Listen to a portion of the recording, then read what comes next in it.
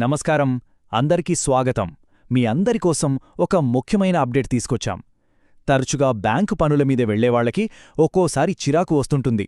ఎందుకంటే ఒక్కో బ్యాంకుది ఒక్కో టైమింగ్. మరి ఈ సమస్యకు ఒక పరిష్కారం రాబోతోంది. అదేంటో ఈరోజు వివరంగా తెలుసుకుందాం.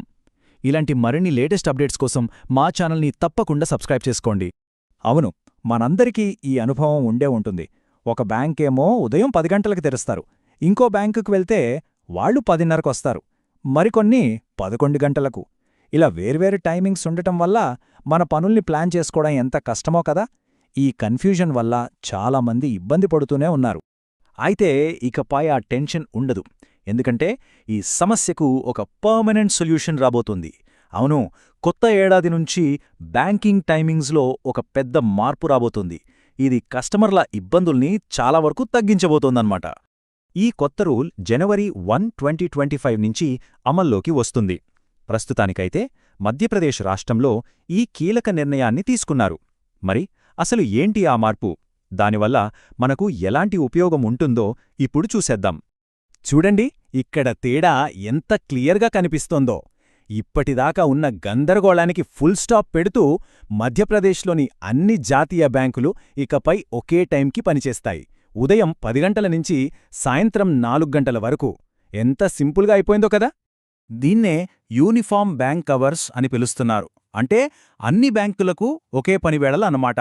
రాష్ట్ర స్థాయి బ్యాంకర్ల కమిటీ అంటే ఎస్ఎల్బీసీ ఈ మార్పుకు ఆమోదం తెలిపింది. దీని ముఖ్య ఉద్దేశం ఒక్కటే, బ్యాంకింగ్ సేవల్ని అందరికీ ఒకే పద్ధతిలో ఎలాంటి కన్ఫ్యూజన్ లేకుండా అందించడం. సరే, అంతా బానే ఉంది. కానీ అసలు ఇలాంటి నిర్ణయం తీసుకోవాల్సిన అవసరం ఎందుకొచ్చింది? దీని వెనక ఉన్న కారణాలేంటి? కస్టమర్లు ఎదుర్కొంటున్న ప్రధాన సమస్యలేంటో ఇప్పుడు చూద్దాం. అసలు సమస్యలు ఇవేనండి. మొట్టమొదటగా ఈ టైమింగ్స్ వల్ల కస్టమర్లలో భలే కన్ఫ్యూజన్. ఇక ఒక బ్యాంకులో పని ముగించుకుని ఇంకో బ్యాంకుకి వెళ్లాలంటే వాళ్ళప్పటికే క్లోజ్ చేస్తారేమోనన్న టెన్షన్. అంతేకాదు, బ్యాంకుల మధ్య జరిగే లావాదేవీలకు కూడా ఇది ఇబ్బందిగా మారింది. దీనివల్ల ఏమవుతోంది? బ్యాంకుల్లో అనవసరంగా రద్దీ పెరిగిపోయి పనులు చాలా ఆలస్యమయ్యేవి. అందుకే ఈ కొత్త నిర్ణయం తీసుకోవాల్సి వచ్చింది. మరి ఈ కొత్త మార్పు వల్ల మనలాంటి అకౌంట్ హోల్డర్స్కి ఎలాంటి లాభాలుంటాయో చూద్దామా? ఇది మన బ్యాంకింగ్ ఎక్స్పీరియన్స్ని ఎంత ఈజీ చేయబోతోందో ఇప్పుడు తెలుసుకుందాం.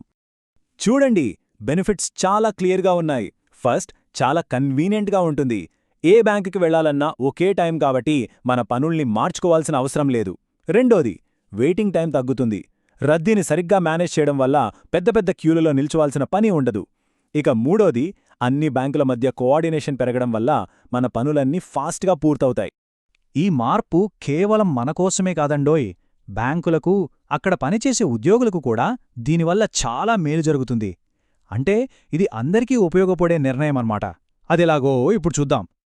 ఇది నిజంగా ఒక విన్ విన్ సిచ్యువేషన్. బ్యాంకుల వైపు నుంచి చూస్తే లావాదేవీల్లో కోఆర్డినేషన్ పెరిగి వాళ్లు మనకు ఇంకా మంచి సర్వీస్ ఇవ్వగలరు.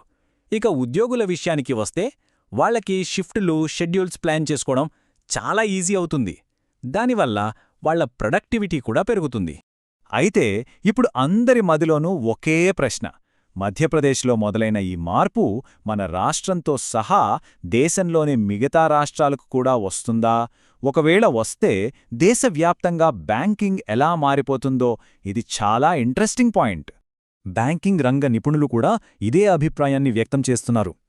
మధ్యప్రదేశ్లో ఈ ప్రయోగం సక్సెస్ అయితే ఇది ఖచ్చితంగా ఇతర రాష్ట్రాలకు ఒక రోల్ మోడల్గా నిలుస్తుంది. బహుశా ఇది దేశవ్యాప్తంగా బ్యాంకింగ్ రంగంలో ఒక పెద్ద సంస్కరణకు నాంది పలికే అవకాశం కూడా ఉంది. మొత్తానికి ఈ కొత్త మార్పుతో బ్యాంకింగ్ మరింత సింపుల్గా, సౌకర్యవంతంగా మారబోతోంది.